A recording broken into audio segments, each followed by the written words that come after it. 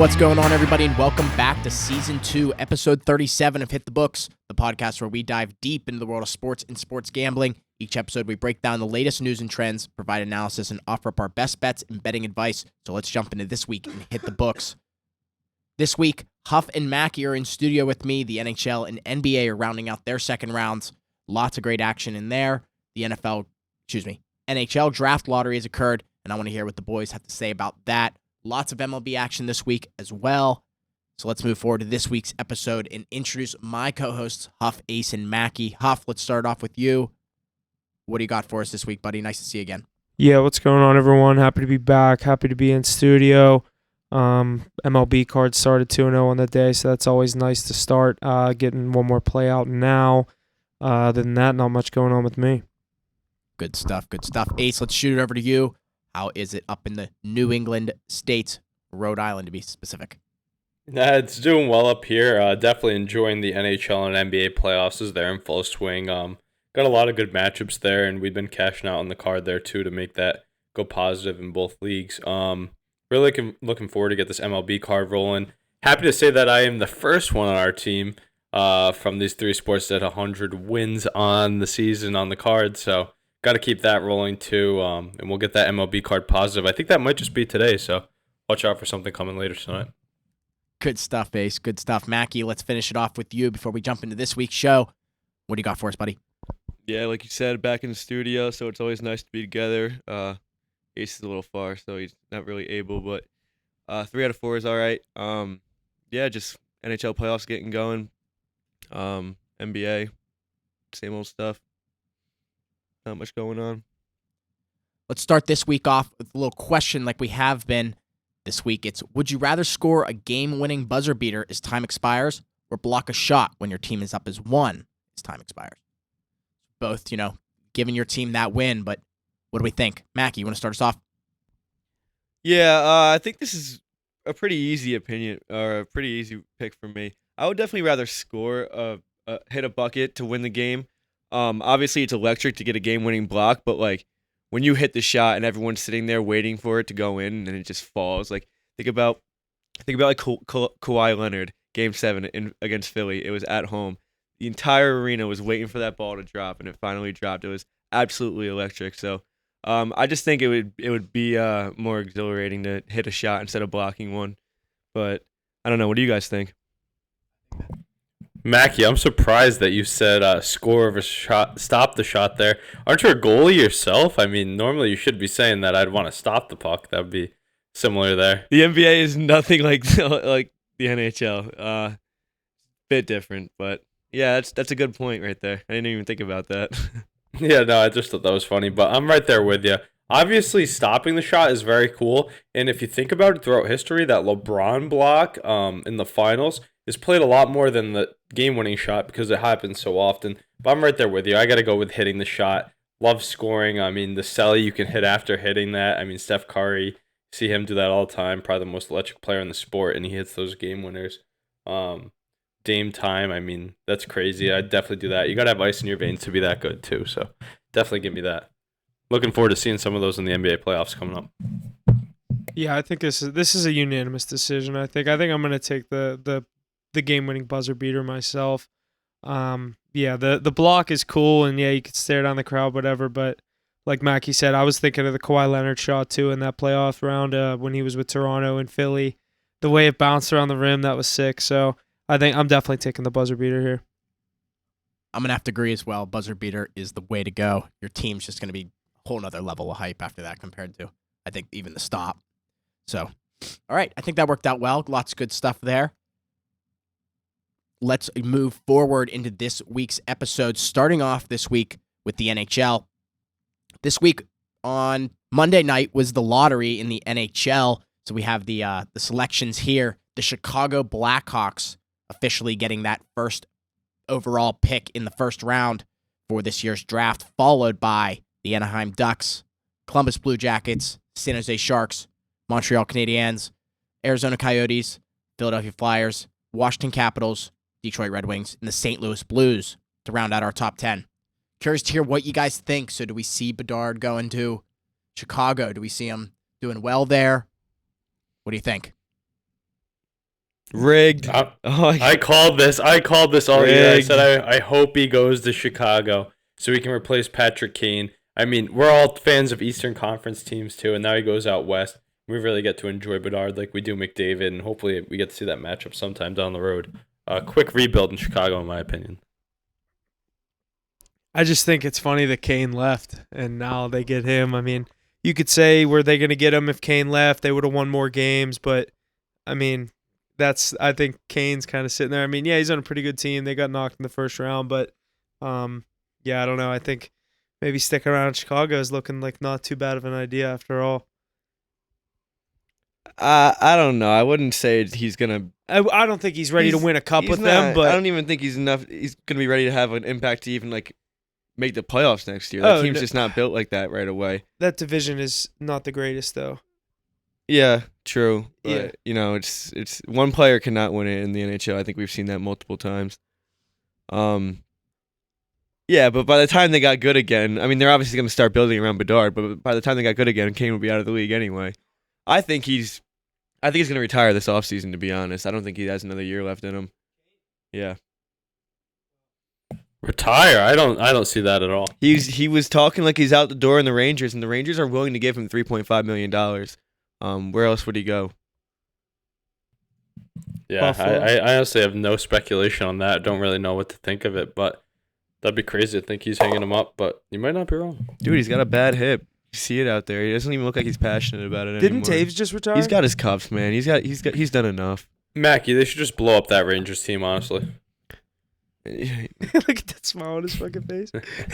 He can't even say it with a straight This face. kid is the one tweeting about getting rid of their Vezina-winning goaltender. Mackie, Igor Shesterkin isn't the answer. I Yeah, mean, you haven't seen a definitely. cup in your life. Maybe going with a good goal is not the way to do You're it. right. You're right. Just load up everywhere else. But yeah, I don't know. The Blackhawks, I think it was a little rigged. Did you guys see the thing like with the Dude, what the fuck was that? Why don't you just With the pick the star ping on the pong balls screen? on screen, like live? Well, that's proven that like it's obviously done like way prior. Like, It is because they put it on the teleprompter and all that because none of them know how to talk apparently. But like, what's saying that like it's not rigged if they're just doing it behind the scenes anyway? And obviously, Chicago was the one team that the NHL wanted to get the number one pick this year with the whole Kyle Beach situation and just Kane leaving, having a new superstar come in. It's a nice like.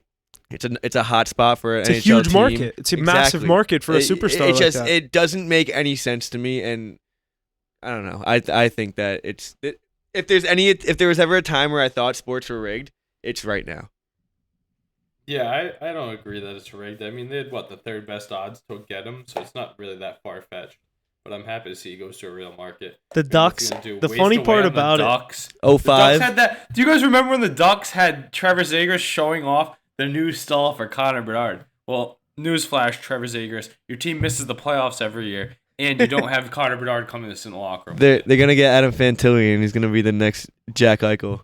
Yeah, he's pretty good. I do like him, but he's a few years away now. No, he should go right to the league. He played at Michigan last year. He's been there for 2 years, I think. Yeah, he's really good. I do like him too, but he's not Connor Bedard, so. That's what I'm saying. He's gonna be Jack Eichel to McDavid. but what you said about the NHL wanting him to go to Chicago, I think that obviously is a thing because not to say like they're both Canadian players and like I think McDavid got what he wanted going to a Canadian market, but like for the rest of the NHL fan base that is in Eastern and Canada and all throughout the United States, like we're staying up till 10:30 at night on the East Coast to watch McDavid play. And like the one thing I said whenever it was between Anaheim, San Jose, I know Columbus was up there, and Chicago, I'm like, please at least go to Chicago. If he's going to the West, go to Chicago so I can at least watch some of the damn games because like some of these nights I'm not staying up till 10:30 every night to watch McDavid play till 1 a.m. Eastern time. So I was just happy to see him go in a time zone that I can actually watch him play. Plays at 8 instead of 10:30. Well, an original 6 team that already dominates the market too, so that's just great to see. I mean, we'll see 98 out there often. The good news is for Blue Jackets fans, they'll be able to get those cheap glass seats for a long time to come. That's a subtle shot. Subtle shot. Addison will not be renewing his season ticket package, he told me. Really? I did see you said the thing about the Blackhawks season ticket spiking, and you might as well just bring that up now because I was listening and Big Cat got tickets with the spike or whatever you were telling me about the Blackhawks season tickets with him. Oh shit, yeah. 2.5 million. Where I don't mean to where like is it? cut to that, but we're already talking about it, so Yeah, so with that, the Chicago Blackhawks have already sold $2.5 million worth of season ticket plans for the upcoming season in the 1.5 hours following them winning that number 1 pick in the lottery. So that comes out to about 500 new full season ticket plans plus half season, quarter season, and all that junk. So that's crazy amount of volume in an hour and a half. yeah. And like I said, I was listening to part of my take today, and Big Cat was saying because they're moving to Chicago. He said, I bought tickets. You guys better be ready to use them. So a lot of Chicago-based fans are. I mean, obviously they're all moving back there, but I think the whole hockey market and like you said, Chicago, an original 6 market. Like I said, I'm just excited to be able to watch them in a time zone that I don't have to stay up till 1 a.m. to watch the end of the game. Really, So fair. I have another point here in the NHL before we get into round 2 here. The Colorado Avalanche forward and captain Gabriel Landeskog, who missed all of this season after a knee surgery, is having another procedure on his right knee and is expected to miss the 2023-2024 season, the team announced Tuesday. I heard something about some cartilage replacement or something along those lines. So hoping the best for him, but yet another season without him on the Avs. That really sucks because he's not up there in age. I think he's 30 years old, but he's getting up there, and he just missed half the season this year. Obviously, a huge blow to this playoff run that they had coming up, losing in the first round. But now he's going to miss a whole entire season, so it's going to be interesting seeing him come back at 31 years old after missing a season and a half off the ice for probably almost 2 years. I don't know. It could definitely change a player. You're muted, Mr. Ace. You're not wrong, Mackie. I mean, the injuries he's had to deal with the past few years is really tough to see. And this team's been so successful without him. It makes you think, like, how good would they be if he was in the lineup? Definitely wish the best for him, but I think Makar and McKinnon will be able to hold it down in his absence in the upcoming season. do you think the Avalanche beat the Kraken in 7 games if they have him in the lineup all series? No, I still think it was goaltending issues, but I think he definitely gives them a better chance. Yeah, absolutely. I was going to say the same thing. I don't know if he's a big enough factor at this point of his career to change that series. I think the Kraken were the hungrier team at most points. Like you said, the goaltending was the bigger issue, but Landeskog, like you said, that's huge. It's a huge guy to have out of your lineup for 2 years, especially when I can't imagine he's cheap on the salary cap. So I know the NHL has that thing they can work around it with what Tampa Bay did, or did they kind of figure out a way to stop teams from doing that? Didn't you say the Bruins were trying to do that this year at one point? Or You basically can do that. You just place players on the IR and they're exempt from the cap. But I think you only have like 1 or 2 slots, so you got to maneuver pretty well. I mean, I think Landeskog makes probably around $9-10 million, so that's at least Colorado can spend that money elsewhere, because if they're not going to have him for this whole coming season, especially if you put him on LTIR, that long-term IR is where they'll place him, and he won't really go against their cap there. But yeah, that gives Colorado some money to play with in the free agent market. You know what's funny is talking about that Avalanche goaltending real quick. I remember when you guys were talking about Georgiev really stepping in, and Mackey was a big proponent of him. Career backup, I kind of knew this was coming. The writing was on the wall. Darcy Kemper, I know he's a bit overrated, but he was a very good goaltender, solid starter, and that was kind of the demise of the Avalanche, in my opinion, not really getting a true number 1 goaltender. My thing is that they just kept adding like a new goalie every year. They haven't had any chemistry with one goalie over the past so many seasons, and like, yeah, you can just keep signing guys. If you're a good enough team, the right team will get it done with any goalie in net. But like in the playoffs, it starts from the back end up, and like you have to have the right guy in the pipes in the playoffs. And like we saw it last night with Dallas with Ottinger and net. He kind of had a really big game for them, I thought. And I don't know. I just think, like you said, Mackie, I know your strong opinion on him, and you can kind of give your opinion, but I think that's another huge reason as to why the Avalanche didn't have the success this year that they had last year. or the year prior, it's just a one goal or a different goalie every year. It's kind of like these NFL quarterback or these NFL teams that try to play a different quarterback every year. It's like you're not getting the same chemistry. I know the NFL is a whole different world than what we're talking about, but I don't know. I think like Ace said, I don't know if it was necessarily the right fit, whether he didn't have his best season, but Mackie, go ahead. Yeah, I mean, I know Gorgiev's not the best goalie in the league, and I know he's not the answer. But that's a top team in the NHL, like I said. Like the right team can slide a goalie in there and play, but I think that is part of it. Like when you're not there for multiple years, not saying like you need to be there multiple years to win, but you know what I mean? Like I think if you put Kemper in that series, it's also a loss in 7 games. I think they're pretty much equal goalies. I don't think the goaltending had anything to do with it. That team lost a lot. They lost Kadri. They had to get rid of a few players. Kadri was huge. He's such a good player.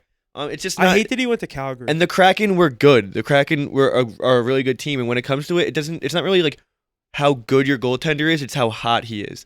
Like we've seen all these streaks. You see Matt Murray go on 2 streaks.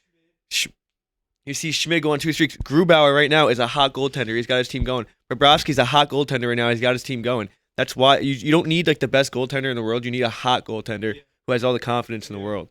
That's where you see the winners. True. Look at the guys that are left. We were saying last week, like it's a bad year to be a good goaltender, and Ottinger's really the only elite goaltender left that we're talking about.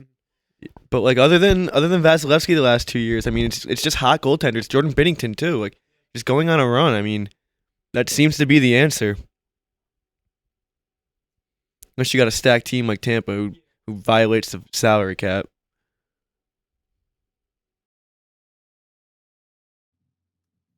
Good stuff there, boys. Yeah, we're right in round 2.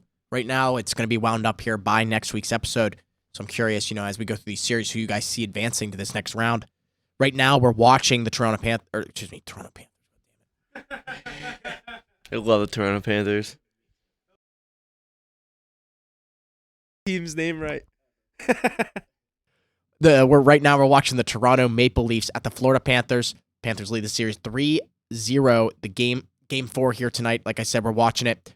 Do we think Florida's going to close it out here in 4? I think we just saw a stat, no shots in the last 7 or 9 minutes or something. I think they just took that shot away that came up. So there's now been no shots in close to probably 11 or 12 minutes in this game. So yeah, so I think this is a really bad sign for Toronto because games that go like this, especially when they're on the brink of elimination, you got to come out hot and score a goal.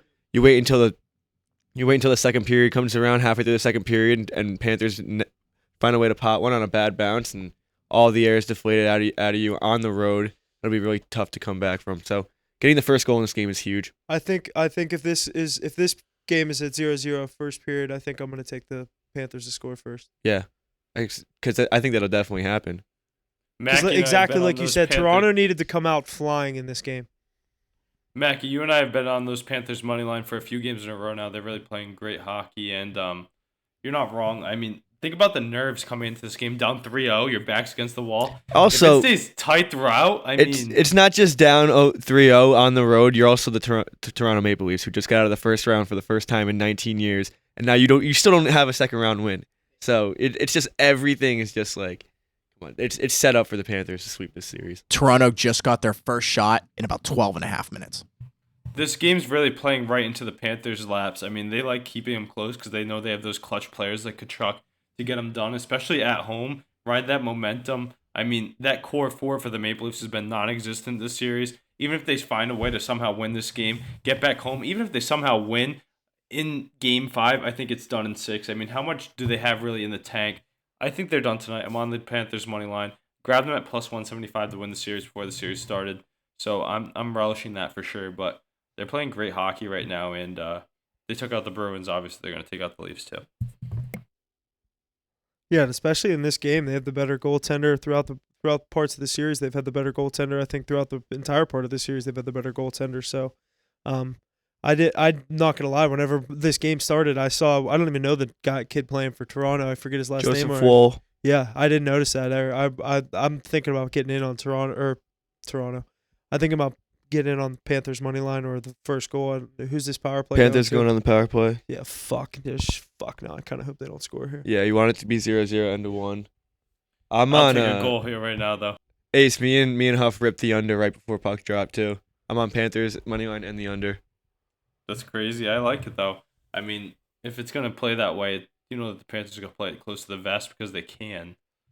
Yeah, because Ace, I was sitting down. I'm like, oh, we got the game on right above, and I'm like, oh, I want something on this game, and I just assumed Samsonov was playing. I didn't even look at it, and as soon as we're sitting here, we take the under, and Mackey's like, they have the pregame up, and that Wall dude's warming up in net. I'm like, who the fuck is in net for Toronto? Why did we just take an under with this kid in net? Mackey's like, chill. I'm like, no, okay. he was actually solid throughout the year. His numbers weren't too bad, but either way, I mean, this Panthers team's playing really good hockey right now, and after they win tonight, and then the Hurricanes win in Game 5, I know I'm getting ahead of myself. That'll be a great battle of Southeastern United States right there.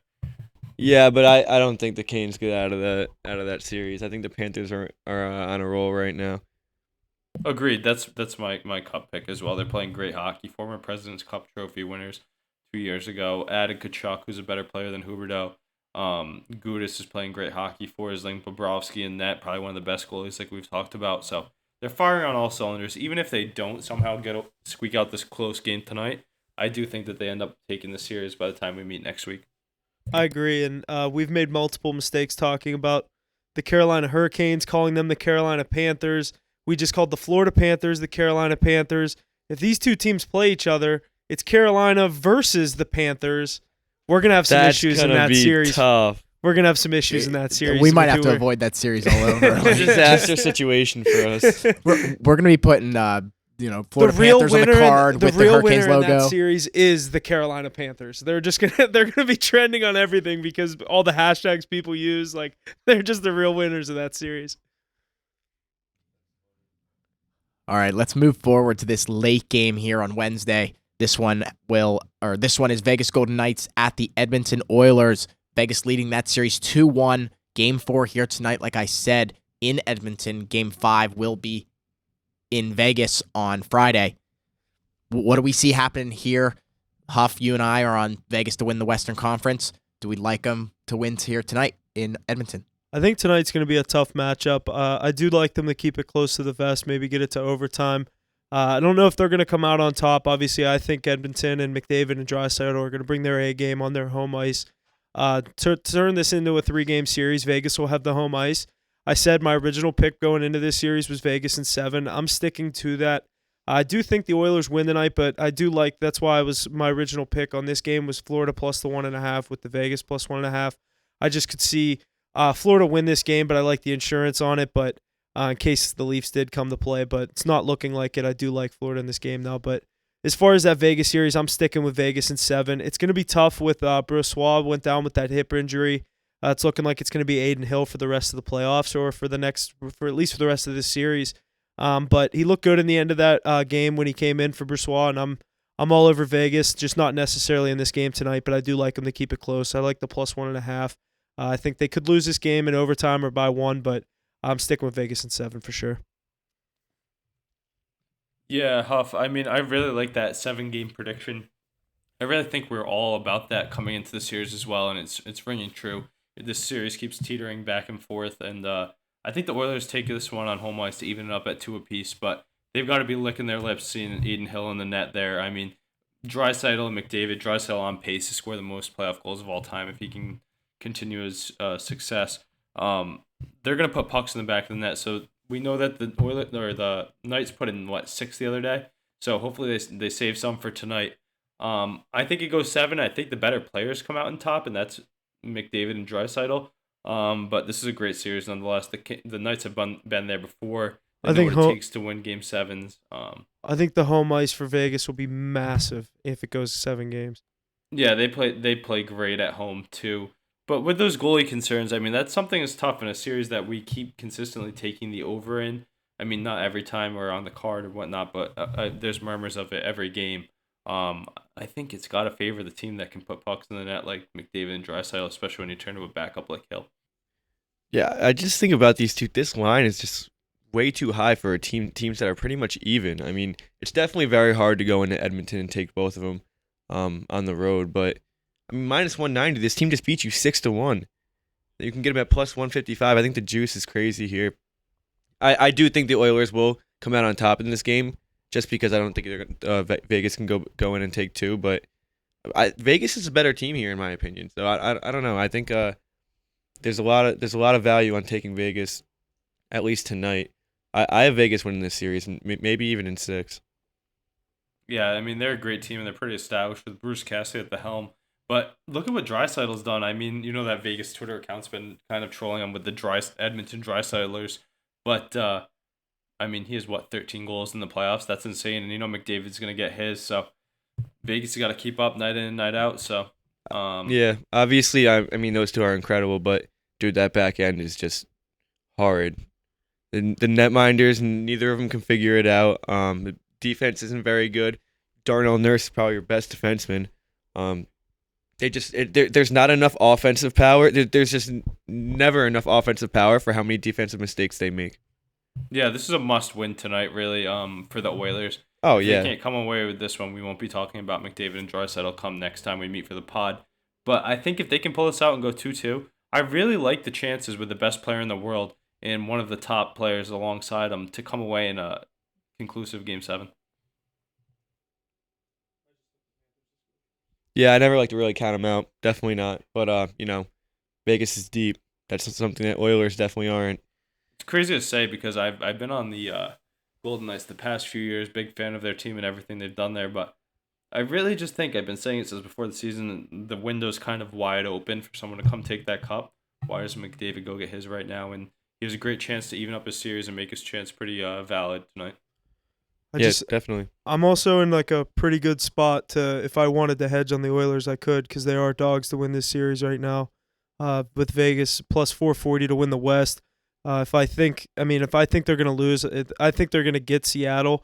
I like Seattle to win that other series just to look ahead, but I've thought about it, but I don't think I'm going to. I kind of want to just ride Vegas right now.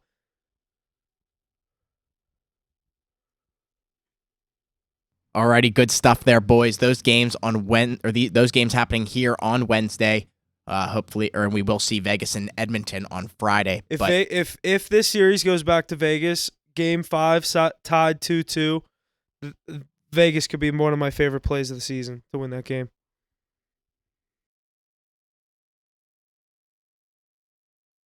I don't mind that play at all, Huff. Good stuff there. Let's jump over these games here on Thursday.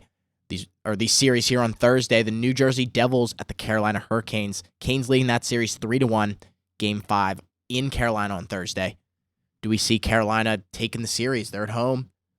We know they play well at home. What do we see happening Thursday? Do we see it extending to possibly Saturday for a game 6? No, this series is over. I think we all know that. Devils just simply can't hang with them. If you guys have been watching the games, Canes are just way too overpowering for a young, inexperienced Devils team. And it sucks to watch this as a Rangers fan because I know we would be doing so much better. But, it is what it is.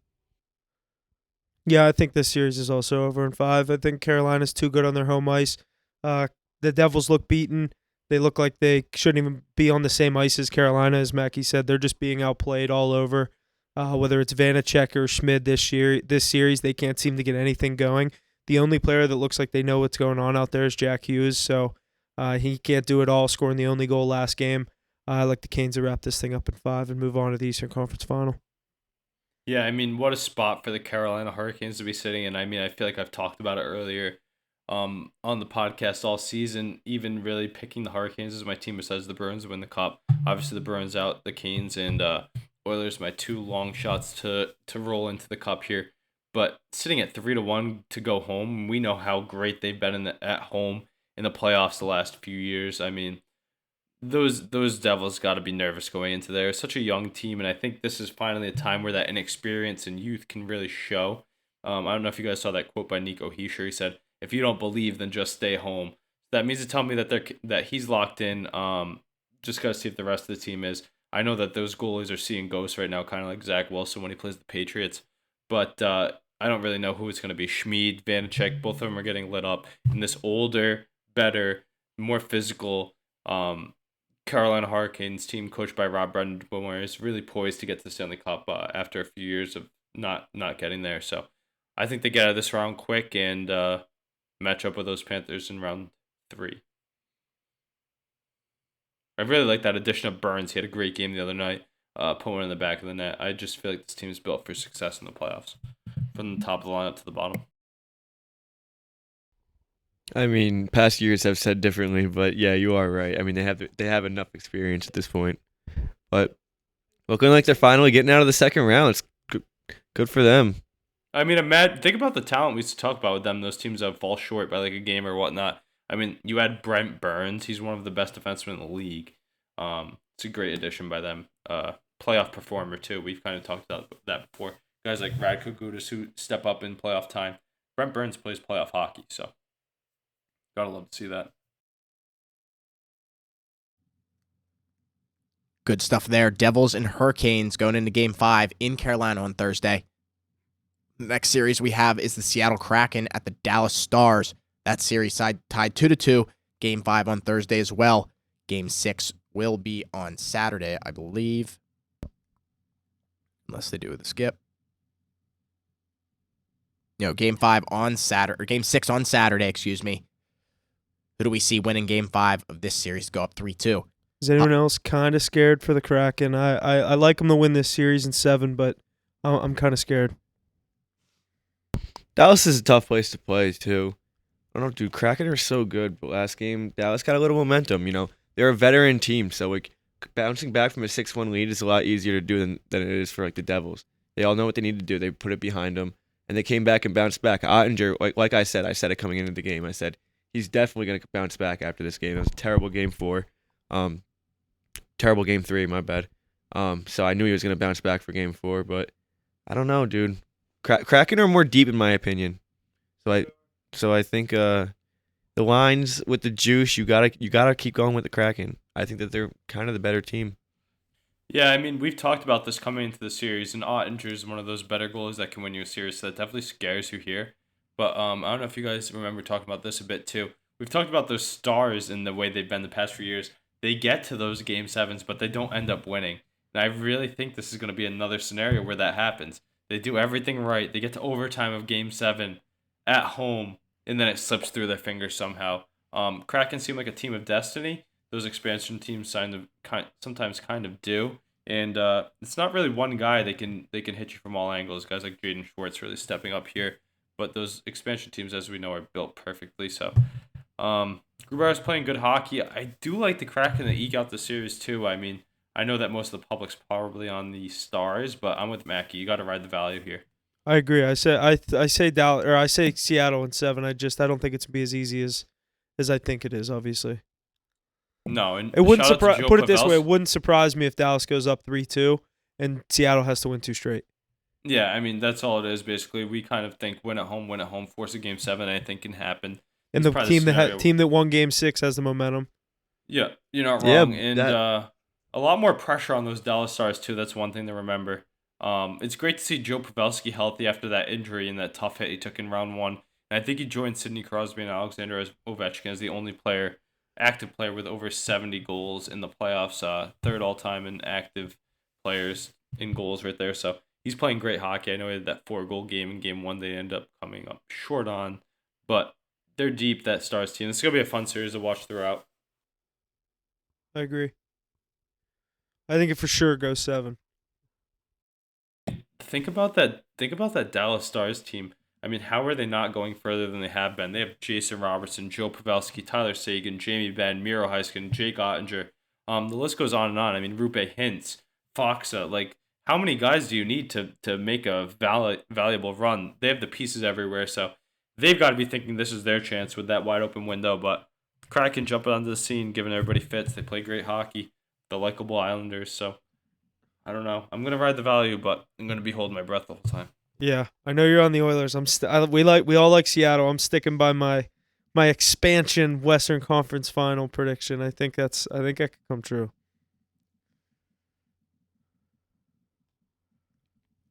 Alrighty, boys. Good stuff out of the NHL. Yeah. Devils and Hurricanes there on Thursday in Carolina. We'll see if the Hurricanes can get it done. Kraken and Stars, Game 5, who can take this lead of the series 3-2 in Dallas on Thursday. Come this weekend, we'll have some of our winners. Let's shoot our focus over to the NBA. Every series has a clinching scenario coming into this weekend, so lots to look forward to, lots to talk about here in these games coming up tonight and tomorrow night. The series, the Heat and the Knicks, The Heat is leading the series 3-1. Game 5 tonight in New York here on Wednesday. What do we see happening here? Do the Knicks take the series tonight? And we will be in round... Sorry. Did the Heat take the series tonight? And do we move on to round 3? This is a tough series because last week I think I said next week I'll give my prediction when we're kind of looking at a Game 7, and obviously now the Heat have a 3-1 lead and a lead in Game 4 or a lead in Game 5. I don't know. I think the Heat might have been the play tonight, and I don't know. The Knicks just look kind of beaten, like Mackie said. You heard what Randall said, Mackie. Whenever you brought that up, I immediately knew exactly what you were talking about when I saw that on Twitter. Him saying maybe they just want it more than us. Who says that? That yeah, is actually the most comical thing ever. You should never be signed after that. You should never sign another NBA contract. That's a tough thing to say. You're also not good enough to say something like that, especially when the series isn't even over yet. I don't know. It's over in their eyes. That means I think they're dead. They really let me down, even though I really don't love the Knicks like that. Just terrible series. This is their chance to make a name. You're gonna see Philadelphia in the next round. Celtics are dead, so this is their chance, man.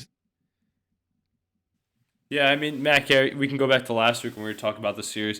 And I really said if Jimmy Butler's healthy, the series is over. I mean, he's the best player on the court, and he shows that night in and night out. No playoff experience from this New York Knicks team. First time getting a taste, and they had their backs against the wall going to Miami. Now they're down 3-1 going home. They might be able to somehow squeak out a victory. They're not winning a Game 6 if it goes back to Miami. Such a tough place to play. This is a playoff lineup that's been to the championship 2 years ago. People call that bubble a fluke. I don't think so. There's no such thing as a fluke. It's different, yes, but it's the most pure basketball there's been.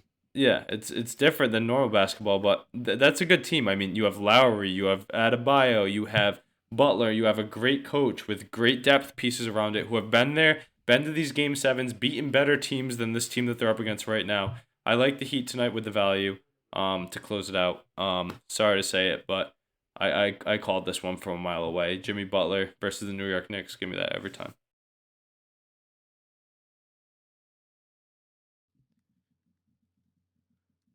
Like I said, Game 5 for that series here on Wednesday. Let's jump to our next one here. Also, Game 5 on Wednesday. The Lakers and the Warriors. Lakers leading that series 3-1. Game 5 tonight in Golden State. What do we see happening on this one, guys? I mean, do the Lakers just keep on pounding and keep hammering out Golden State? My bad. And this is a series that I like to think I call to a T. Lakers in 6. Warriors are going to win the night. Lakers come home, close things out in Game 6. LeBron moves on to the Western Conference Finals. And back to what Ace said about that bubble being a fluke, I think there's a very serious chance we get a rematch of that bubbles final in the Heat Lakers. Very serious chance. Yeah, I mean, we can clip it from last week. I remember I said it was 1-0 Lakers in the series. I said Warriors going to win Game 2. Lakers are going to go back home, win both their games. Warriors win Game 5, and then Lakers in 6. It's just LeBron James versus Steph Curry when the teams are actually even, I'd say. LeBron's just a better player, just better legacy, and this Lakers team is really rolling right now. You got a win from Lonnie Walker the other night. Draymond Green said it best. He said, when you shut down LeBron James and AD and you don't give them the shots they want, and you get beat by Lonnie Walker, I mean, what are you gonna do at that point? You have to give those guys the shots by cutting off LeBron and AD. And if they hit the shots, they hit the shots. Nothing you can really do. Lakers are just built. They're built for a championship, and they're getting the wins that they need. So if they can finish, if they can win the game at home like they're supposed to in Game 6, or if they can even finish it off in Game 5 on the road, which I don't think they'll do, but they can. They have a good chance this year. I really think they do. If LeBron wins a ring this year, we are going to look back on him saying these are the most important 23 games of my life. The best prediction of all time. That is going to go down as one of the, you know what I mean?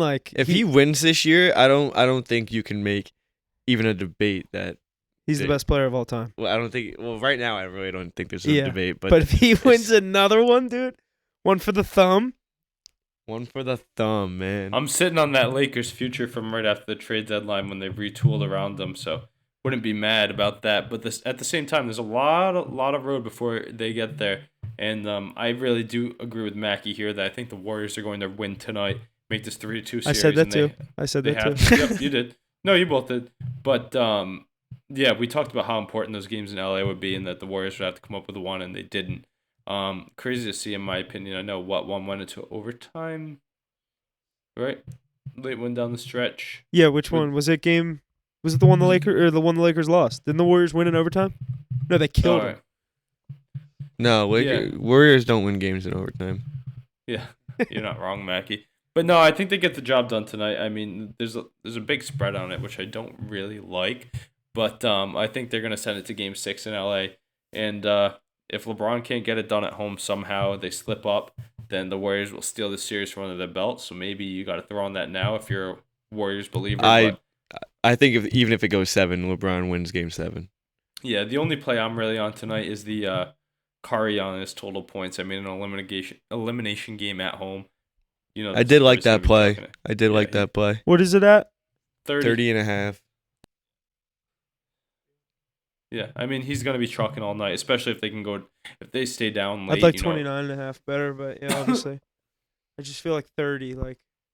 Tough number for sure, but best shooter of all time. It's not too far-fetched. I lean the -8. I think they definitely cover. But my thing for the Warriors, I think Curry hasn't been the problem. He hasn't gotten the support he's needed from Jordan Poole. Jordan Poole had one of the worst games of his career last game. Dude, he's shooting like 21% in this round, I think.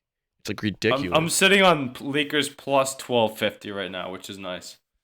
Yeah, that is really Dude, nice. that's incredible. That team, I think, is the best team in the league right now. I think they're playing the best basketball. They had the best record since the All-Star break, since they made all their moves. So, I mean, there's nothing that says that they're not the best team in the league right now. Yeah, really. I mean, what have we said all year? If they can stay healthy at the right time, then they can be the best team in the league, and that's what they're doing right now, and they're showcasing it to everybody. So, love that Dennis Schroeder ad, too. He doesn't get talked about enough. I know he's not like a star-studded player, but he eats good minutes for that team. Nice to acquire him back for his second tenure with the team. Guys like Lonnie Walker, too. Just that depth that they built around them. Yeah, you just brought in, like, better role players. Jared Vanderbilt even. Like, just kudos to them on not blowing it up, too.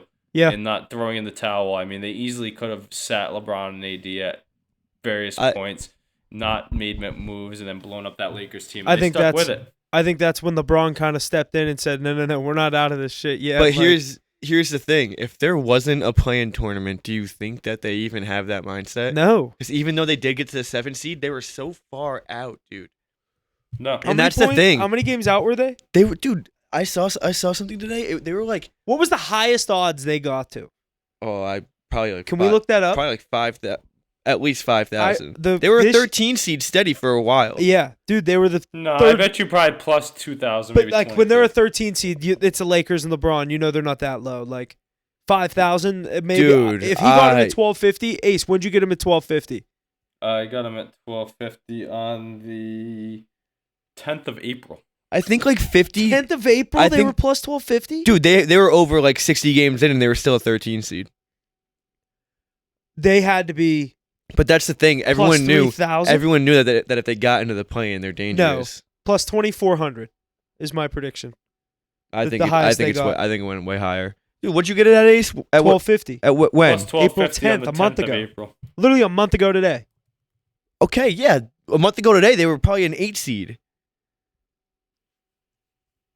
Did you find it? No, they're probably like a 10 or 11. No way, dude. The playoffs were like starting. For the Lakers I'm trying to read this.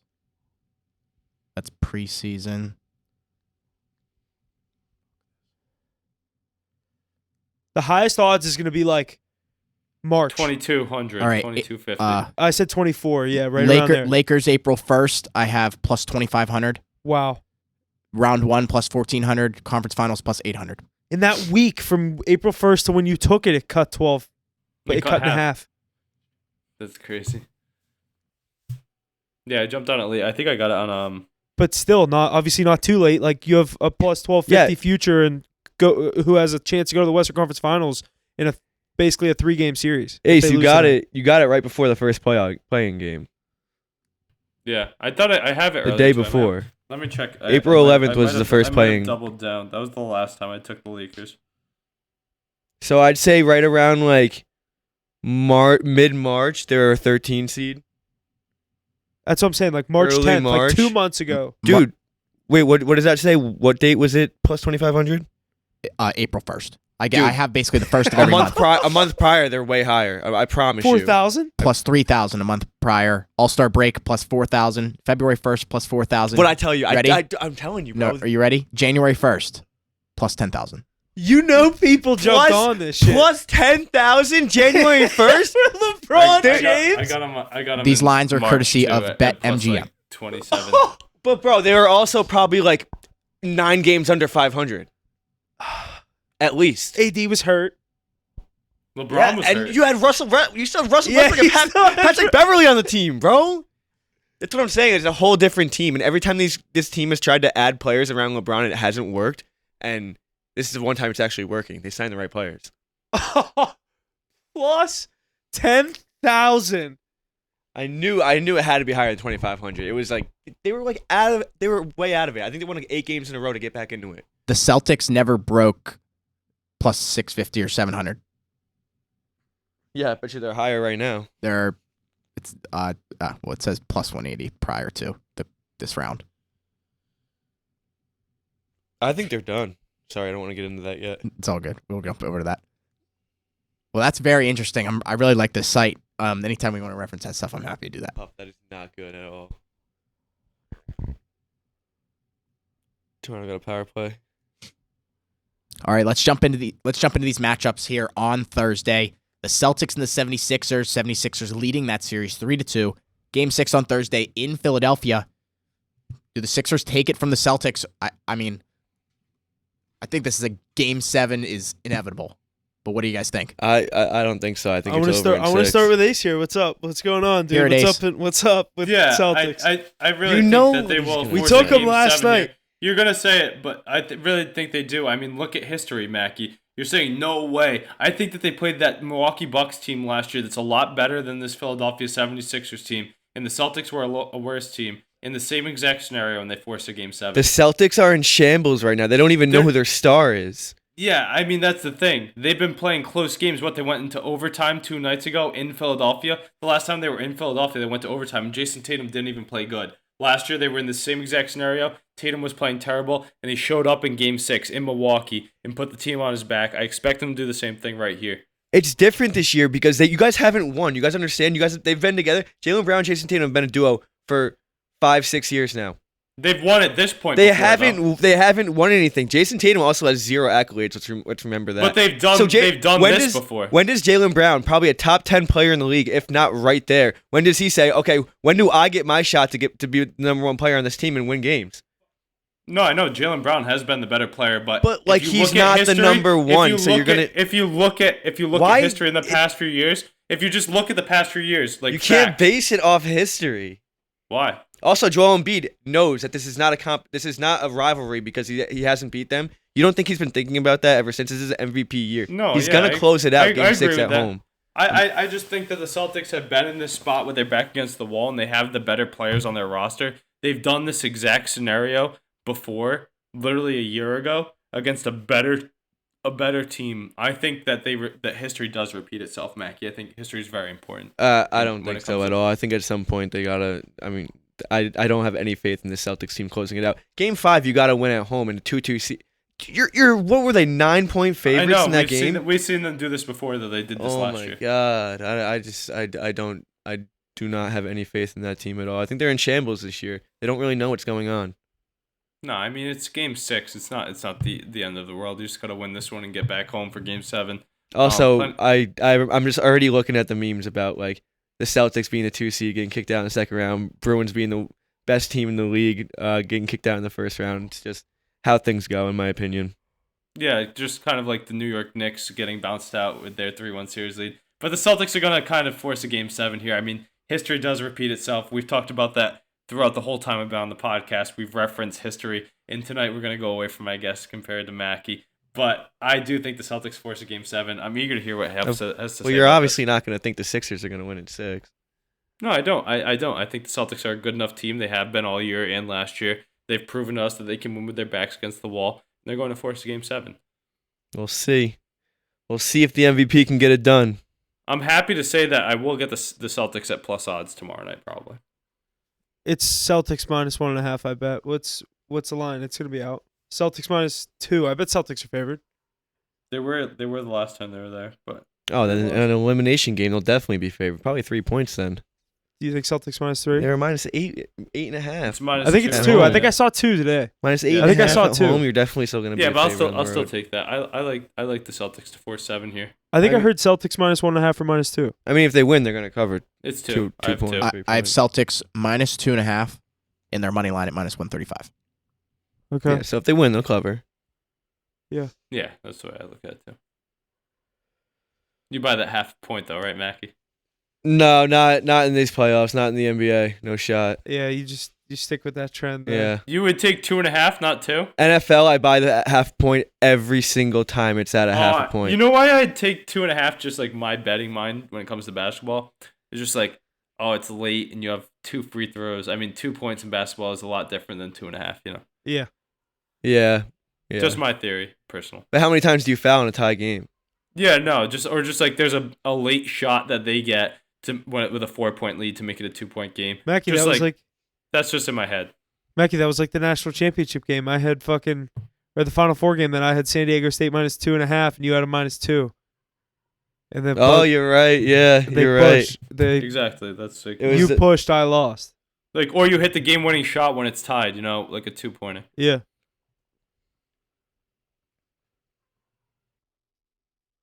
With that Celtics Sixers series, I think obviously I didn't watch Game 5. I was keeping track of the score because we had the Celtics on the card.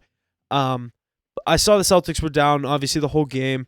Mackie, you said you did end up taking the Celtics or the Sixers in that game, which like not a bad move. Like at half. I didn't Yeah. take them before the game, obviously. Yeah, 'cause we were yeah, on yeah. the Celtics. yeah, but I at said you ended up taking them. but- 9-point game at half. The spread was -1.5, I think. Yeah, I was so like, yeah. the Sixers obviously coming home. There's a lot of pressure on them to win this game. I think if the Celtics force a Game 7, I like the Celtics to win the series if it goes back to Boston. But I think, like you said, Tatum had a big game last game, correct? And they just didn't come out on top. Like I didn't watch the game, but I mean I saw the box score. It looked like they weren't getting much scoring from the bench. It looked like it was the Tatum and Brown show, and no one else decided to show up. Yeah, Tatum hasn't been himself though, like the takeover player all series though. Still waiting for that to come. I think that comes in Game 6. Okay. There's lights out, Tatum. Yeah, I mean I watched the rest of the series. I didn't watch last game. Yeah, no. I saw the box score, and they both were leading in points, and like they were doing game, it though. all. The Like Celtics played terrible. You can't really. That's not. That Tatum's wasn't a true lot of the like series. I think Game 6, obviously, do or die for the Celtics, but I think there's a lot of pressure on the 76ers to win this game just as much. Yeah, me too. And it's a team that really I don't know. hasn't excelled. Because if they It do hasn't, not, like, the Mackie, Sixers do not want to go they back to haven't Boston. excelled in this opportunity in their whole What- career, though. What happens to this Celtics franchise if you lose Game 6 in Philadelphia? One of them's gone. 100%. Jaylen Brown doesn't want to be that guy anymore. We'll see. I mean, I think there's a lot of basketball still ahead of them. I think they get out of this round and win it. Just from history speaking, the Sixers usually crumble in these situations. The Celtics show up. But we'll see. This Game 6 is going to be awesome. Gonna expect a really close matchup. Honestly, I don't think either team gets blown out, but the Celtics are gonna play true to form, in my opinion. I So think many they're good pretty players on spot that on team. with that line. It's going to be close. Yeah, agreed. I mean, let's look at the last time the Celtics lost and had to go to Philly in Game 3. They beat them there, so I'm gonna ride with that trend that they go into Philly and take one. We'll have to see if they get that same Embiid, it's going to be tough. It wasn't even like Embiid takeover. It was anytime you needed a 3 from Tyrese Maxey, he was there. Maxey was hitting the it. huge, yeah. I mean, dude, that they looked What he good. put up, If they can- 30? If they could play, I don't know what he put up. But if they could play the way they did in Game 5, I don't think Boston has enough in them to beat them. I don't. Alrighty, let's jump over this last series in the NBA. The Denver Nuggets and the Phoenix Suns. The Nuggets are leading that series 3-2. Game 6 on Thursday in Phoenix. If it so happens, Game 7 will occur on Saturday. What do we see happen in this one? Do Nuggets take it in 6? Or do we go to 7 back in Denver? Mackie, what do you think? There's just no way this series doesn't go 7 games at this point. I mean, they wanted it to go 7 games too. The NBA is obviously going to cake off this series, but I did call this series too. I'm with it. You said Nuggets at 7, right? Well, I said it from the Maggie beginning. said everybody's winning at home. Exactly, I said Yeah. that's exactly what I said. When it was 2-0, I was like, I really think Suns come back and tie this thing up, and they did that. They defended home court. They did exactly what they needed to do. These star players, that's what they do. They defend home court.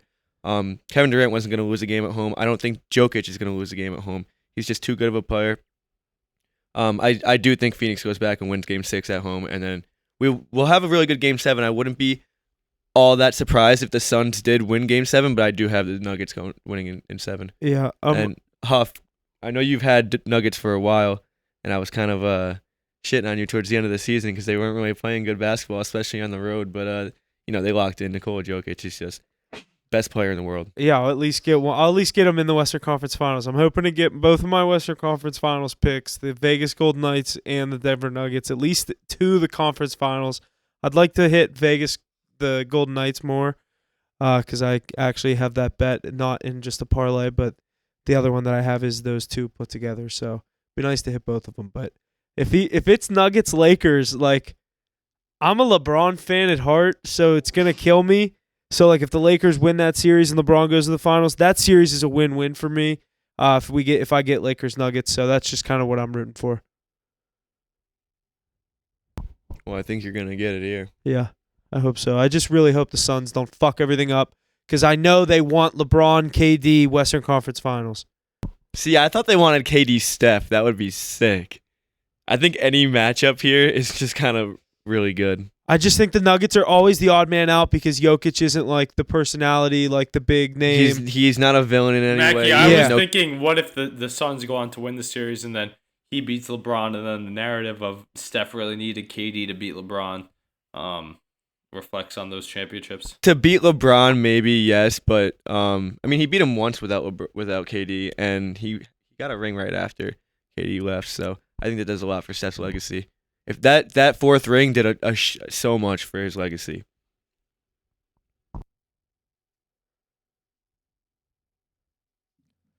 Alrighty, I think that's going to wrap up everything we have for this second round of the NBA playoffs. Lots to look forward to, as the third round will begin by the time our next episode is aired. So lots to look forward to there. Let's jump over to the NFL. First thing I have is that the schedules are set to be released Thursday, May 11th at 8 p.m. Eastern. So expect our first looks on that next episode. With that, the NFL has hinted at some interesting big-time matchups, most notably the holiday games that everybody's excited for, like Black Friday, Christmas Day, and New Year's Eve. Curious to hear which ones you guys are most excited for. Black Friday being the Miami Dolphins and the New York Jets, Christmas Day being the Giants and the Eagles, and New Year's Eve being the Cincinnati Bengals and the Kansas City Chiefs. Bengals Chiefs is obviously going to be an incredible game. I think all these games are pretty good. It'll be interesting to see if the Giants are able to do anything that they did last year. I don't really think that they're going to have all the success that they had last year, but they can definitely compete again. Obviously, Aaron Rodgers versus Miami is going to be a good game. Everyone wants to see Aaron Rodgers play in that green jersey. But yeah, I like these games. Cincinnati, Kansas City. Obviously, you have Joe Burrow versus Pat Mahomes. So yeah, Mackie, I agree with you right there. I mean, that shootout between Burrow and Mahomes is what everybody wants to see, the two best quarterbacks in the NFL really going at it on New Year's Eve too. So what a great night to have that matchup go. I think that Jets-Dolphins game, you got to hope both those teams live up to their expectations. Tua comes back and those Dolphins follow suit like they did last year to be relevant, and the Jets really pick up steam with Aaron Rodgers at the helm. So hopefully that doesn't turn out to be a dud. But I'm not a big NFC East guy. I, like you, think the Giants are going to regress a bit. So I'm really tuned into that high-flying Bengals-Chiefs matchup on New Year's Eve. Yeah, that, like you said, that's obviously the easy one to point out. It's going to be a good time. If I'm not correct, isn't college football playoff always New Year's Eve? I think that still is. All right. They're just adding to it. Okay. They're making more games. That's really cool, though. I've never even actually thought about that. That we're going to have NFL on New Year's Eve. It has to be on a weekend this year, right? If that means, or a Thursday maybe.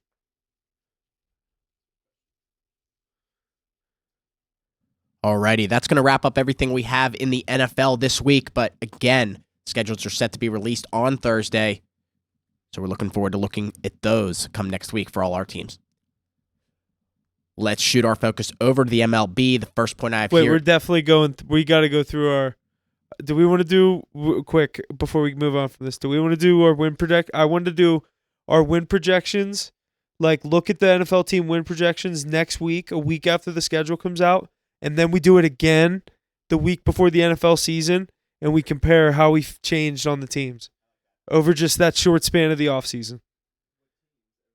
At least our teams, Like just our team, like. but like Cowboys, we can go through a Steelers. couple numbers that we're like, we like this, you know what I mean? Like, and we're like, oh, I really like the Dolphins number, and like they could trade, or like the Jets, for example. If we would have done this a couple weeks ago, you could be like, you're buying on When the do Jets those right release? now. The win totals, Yeah. they're out. The schedule's already out. No, the schedule's not out. Oh, it's not. Just like How do shit they have like straight the that. schedule out Just already? who Then you play. Just They who know. You play. They know who you play. You know your They don't opponents. know when. you just don't have the actual schedule. Yeah, what like the time, Steelers- When The Steelers Okay. play the AFC South. The and Steelers have the easiest schedule in the NFL, like 29th. The Patriots have the third hardest. the Steelers The A- have the AFC South and the NFC West the, this year. the AFC East and the NFC East are the two hardest schedules this year. Yeah, And I saw then- Steelers and Ravens down in the late 20s. I'm like, oh, good. It's everything. It's everything by division. So the top 8 teams that have the hardest schedule are the AFC and NFC East, and then it goes like, I guess What are you guys? The North and the North and the AFC and NFC are the last 8 teams, like the easiest 8 teams. Yeah. So it's all narrative to your division. Yeah, that makes sense. All right, let's shift our focus over to the MLB. The first point I have here is the Orioles-Braves MLB Sunday leadoff game on NBC and Peacock averaged 1.69 million views, making it the most watched MLB regular season game since 2019. So, with all these new rules, supposedly the MLB is getting some more viewership across the board. Do we know why it was those two teams? When was the game? Sunday leadoff game, so it was Like the this free game Sunday. of the week? That's a good question. I don't know.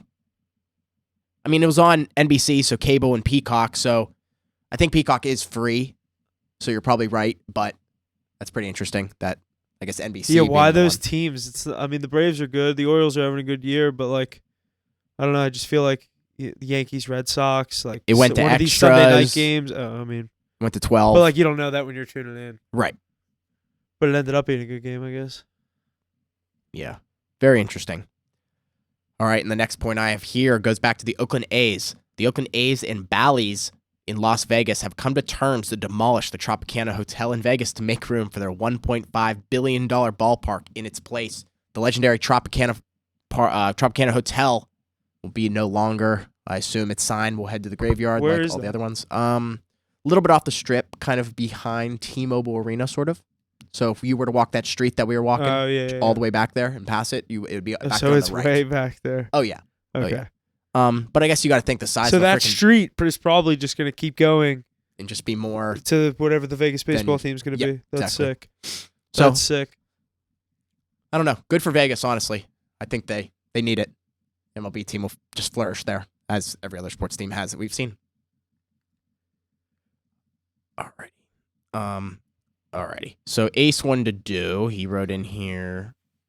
I just wanted to go over those. I mean, that'd be some good MLB talk. Yes, talking about some of those teams there. If you went over those top 10 and then those Yeah. MVP candidates. Yeah, give me a sec. The what? MVP candidates. For MLB? Yeah. It's a little early. No, it's super early. That's the point. Be like, but that just kind of talks about. I know it's super early. Here are the leading front runners for players and teams, so we can just kind of talk about MLB that way instead of covering every division or team. That's fair. All right, let's jump in and talk about the MLB a bit. Some of these MVP rankings that are coming in through the MLB here. What do we see happening across the league here? Let's start with the National League. I got Ronald Acuna Jr. in first, Sean Murphy, followed by Luis how do you say that? Arias? Arias. Arias, yeah. Luis Arias, Max Muncy, and Mookie Betts. Jesus. Are we looking at the NL? Max Muncy's having an incredible season. I'm surprised he's even at 4. Yeah, he's been hurt too. Oh, has he? I didn't. Maybe that's why he's at 4 then. But Yeah. Arias too. Arias is absolutely raking right now. He's batting almost 500 It's over a month it's into the season. insane, dude. I have him on my fantasy team, and he just has so many fantasy points. Absolute beast. But I mean, obviously, the season the Braves are having right now, they're 24-11. You're gonna have the 2 best. Sean Murphy's having an incredible season. Shit. Yeah, right. But, Sean Murphy, they just acquired him from the Oakland A's, and his power was doing great there. I was talking about this with my buddies the other day. I think the reason that his numbers are so great this year is because he's finally hitting with talent around him in that Braves lineup. Such a good lineup, so you have to pitch him. He's batting clean up there, and he's cleaning up literally. A lot of home runs, a lot of doubles, extra base hits. He's not being targeted in the lineup anymore, so he's able to relax a little and just play his game. The odds for this are a little more kind of tell at least how Vegas thinks it's going to go. Ronald Acuna Jr. is the favorite at plus 200, and then it drops to Pete Alonso at plus 750, Tatis at plus 1,000, Mookie Betts plus 1,500, and then Juan Soto plus 1,800, and that's the top 5. Sean Murphy at plus 2,500 still right now, but I think Acuna takes it personally. He's having a great year. Often injured, or I think he was off and on injured last year. He's had injury problems all throughout the past couple of years, and I think he takes it this year. Yeah, that Braves team is really clicking right now in a weak division. Philly's underperforming, and then we know the Marlins, Mets underperforming as well. They're staking their claim as one of those great teams yet again. Mackey's talking about Max Muncy on those Dodgers. I mean, they always find a way to be relevant. Guys like Jake Outman popping out of nowhere. That prolific rookie coming on, and they're gonna get healthy and get that team together. Clayton Kershaw throwing a gem and covering that run line on the card for us today. Some of those other big names you talked about, Soto with the Padres and Tatis Jr. That team's gonna pick it up, I think. But some of these guys that like Arias that are putting up these numbers, I mean, obviously the books are gonna favor the big names, but in baseball it's always such a long shot. You never know. Like Goldie last year. He's having a tough year, though.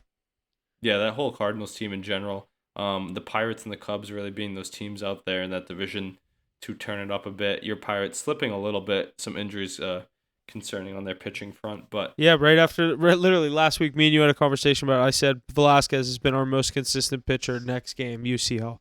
Bro, yeah, Gudis just...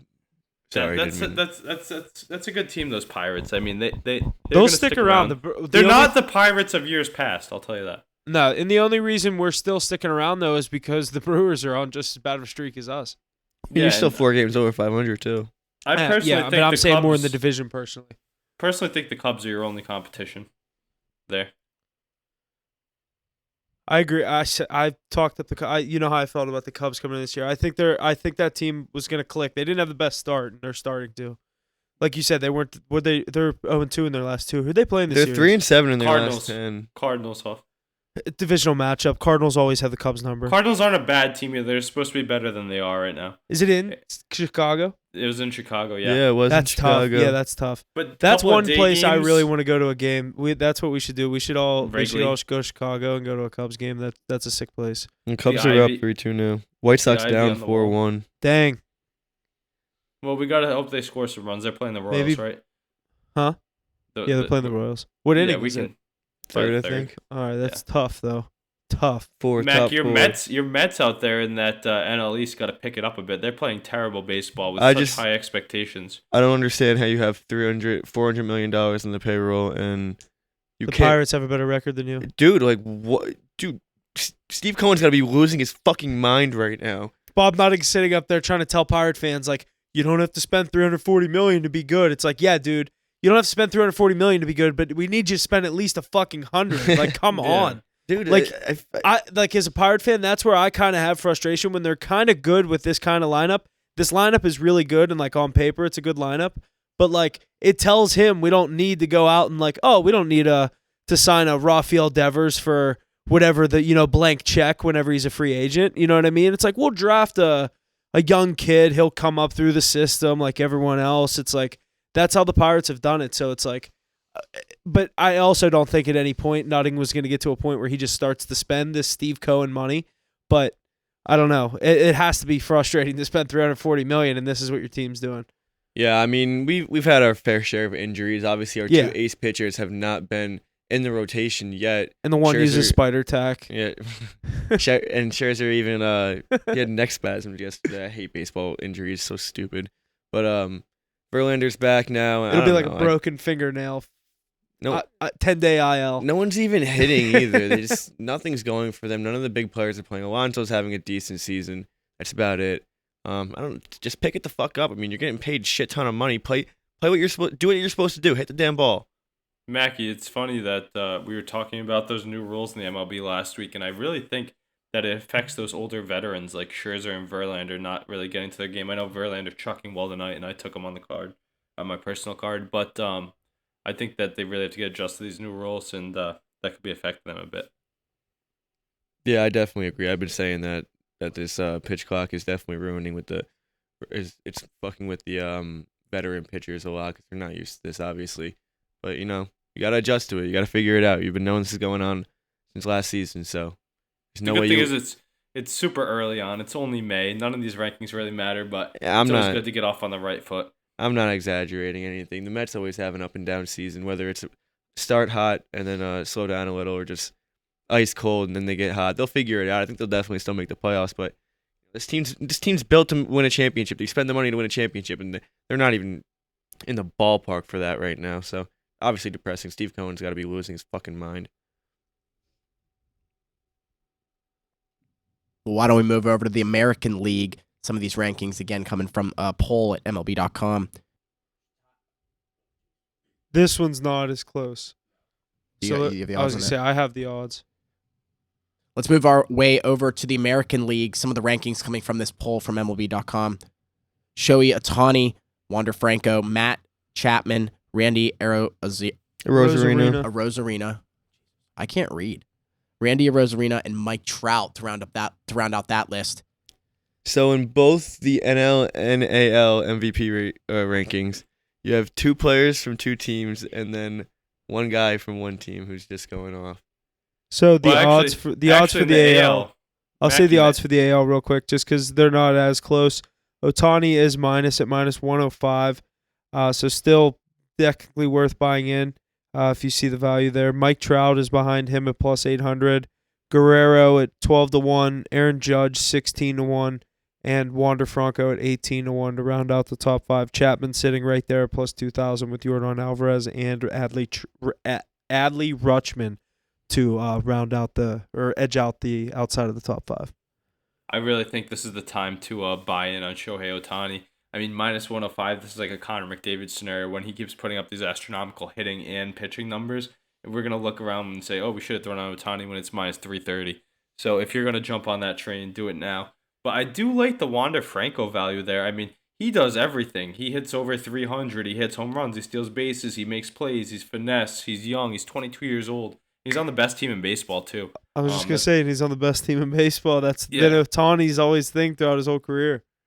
Yep, and he's the shortstop on the best team in baseball, so you can't really argue that. And Mackie, was funny. You were saying there's two Braves on the NL list. Well, on the AL list, we have two Angels and then two Angels. Tampa Bay Rays. And two Tampa Bay Rays, you're right. So, Arozarena, he's a stud, too. That Rays team, I mean, they've built it from the ground up, really, with all those draft picks, and now they're pitching. We always know what they can do there, and these two pieces are the reason why. Expect a lot more of the Angels. I know we card them a lot when Ohtani pitches, but without him on the mound, they can't put it together. So, going to see how that folds out. I have their win total over on the year, so hopefully these Angels can pick it up.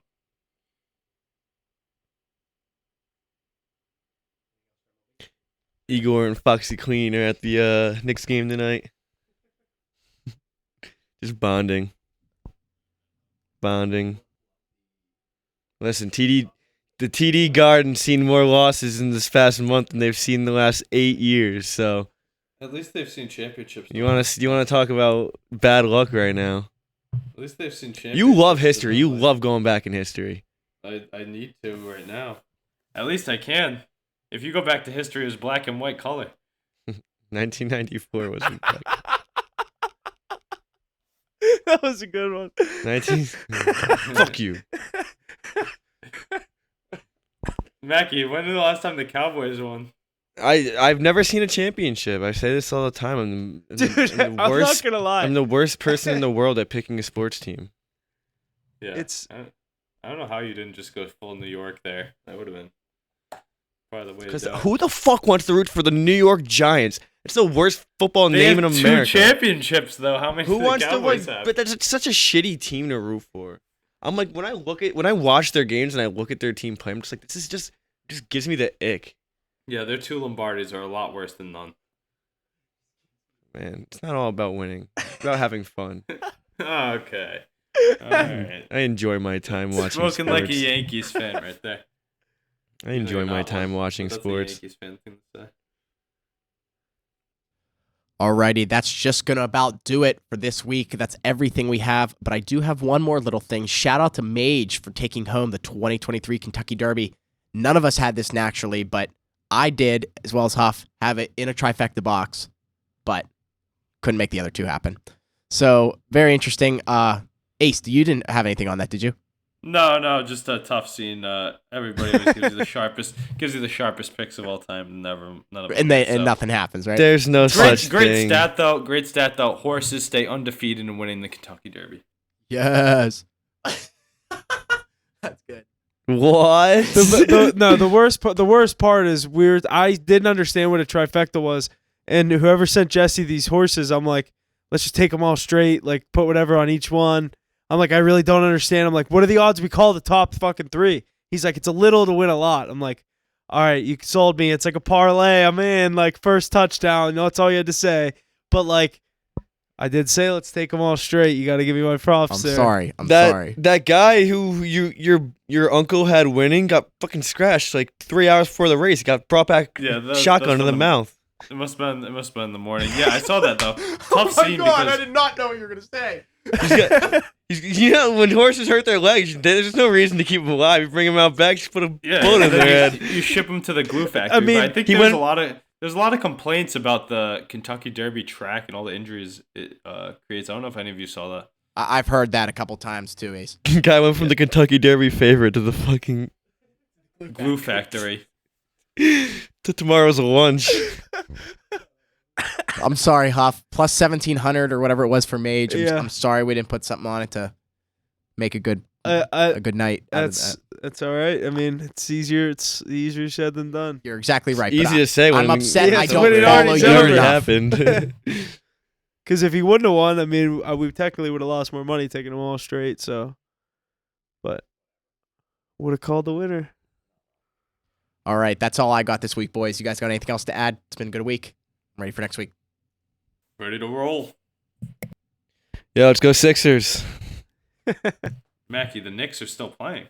I don't even like the Knicks. Just go at the Rangers. I'll still. Mackie, do you just put your hand into a hat and pick out a team for every sport? Well, I root for the Knicks because I'm from New York. Why the Cowboys? Because I played for them as their flag football team when I was 4 years old. Did you win a Super Bowl? Yeah, I was fucking sick. What do you mean? And every other team, I'm New York. It's just the Cowboys. I also had a thing where I would go against my dad, and yes, let's go. I also had a thing where I would just 2-0 Panthers. No, It's 1-0. Tavares had a breakaway. I thought he was going 2-0. It's 1-0 Panther, 1-0 Leafs. 13.1 left in the second. Oh, the whole game hasn't even started yet. I mean, they're going in the third. They're going in the third. Yeah. That's like NBA though. It actually doesn't start till there's 4 minutes left. It literally doesn't start till the third quarter. White Sox are done. But yeah, I mean, I don't really have much else. Yeah, same. Clearly, we're all kind of just bullshitting at this point, but make sure to like, follow, subscribe, the whole 9 yards. Really goes a long way. So, but that's going to do it for me this week. We'll see you guys next week. Like we said, NFL schedule comes out tomorrow. I'm excited to see how the Steelers schedule is going to line up. How I think Kenny Pickett's going to win the MVP next year, and how the Steelers are going to go on a road to a Super Bowl run. Can't wait for this Steelers bias. Let's see what we got. Here we go. So we'll see you guys next week. Thanks for listening. Yeah, same. See you guys next week. Huff, you like that under, huh? And that's going to do it for us on this episode of Hit the Books. Thank you to everyone who tunes in each and every week. Without you, we wouldn't be able to do what we do here, so please like, share, and subscribe wherever you can. And don't forget to check us out on Facebook, Instagram, and Twitter for our plays each and every night in the NHL, NFL, MLB, NBA, college basketball, and college football. Thank you again, and see you next week.